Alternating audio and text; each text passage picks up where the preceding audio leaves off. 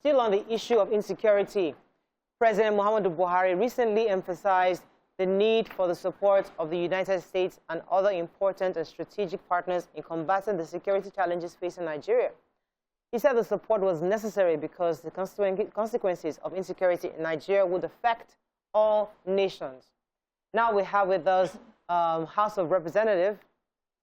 We have the Honorable Satomi, representing Jere Federal Constituency of Borno State, joining us on the show. Good morning, sir. Are you there? Yeah, I'm there. Good morning. Good to have you on the show.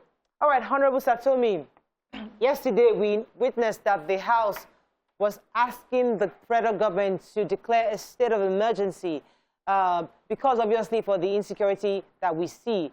Could you tell us what the next steps are? Yesterday, the Speaker, Right Honorable Abdul Hakim Oluwafemi Bajabiamila, and all the 360 members were in the chambers, not happy, and then went to a closed-door meeting, which is the executive session, and then deliberate up to about 5 hours on the issue of the nation's security. And then we came up with a resolution, and then the first of the resolution is asking the president to declare a state of emergency in the nation's security sector. Declaring the state of emergency will give room to the securities and the government to act outside the rule of engagement.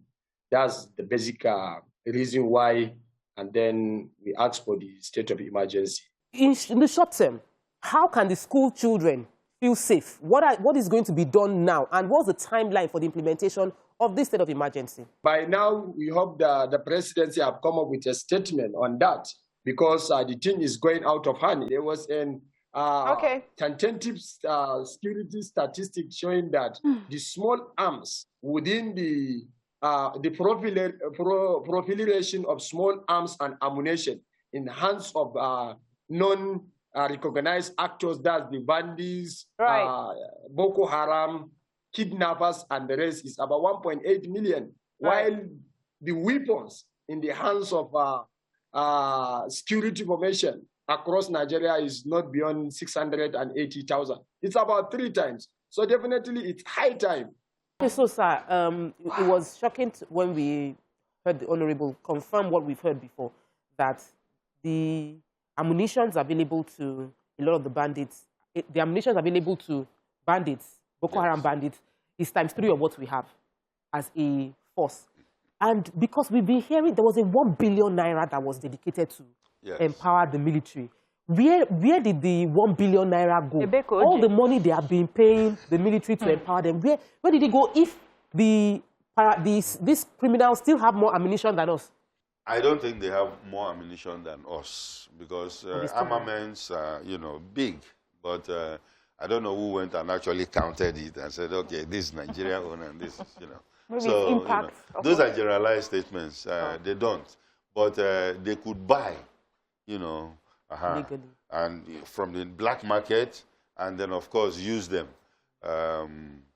Certain armaments they have will be bad to be in their hands, like anti-aircraft, guns. But they could buy them, and maybe some of them have bought them, which is very dangerous for our Air Force, for instance. All right.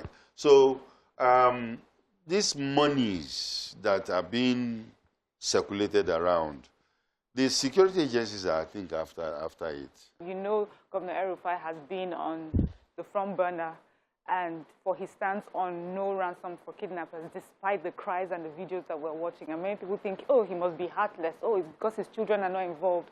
As someone who is part of intelligence, what do you think? Do you think his stance is fine in this situation? No, Governor El-Rufai is trying to correct his mistake.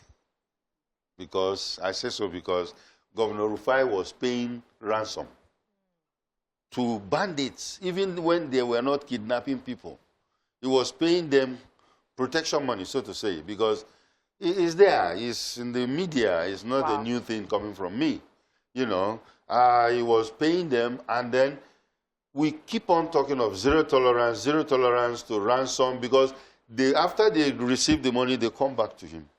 After they take the money, they come back. And he has come out to say, no more. Even if my son is kidnapped, I'm not paying.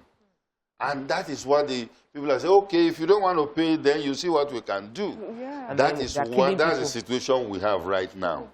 But I am happy for the governor that at least he has come to the realization that anytime you give them money, they use it to go and, you know, Equip themselves. buy new arms.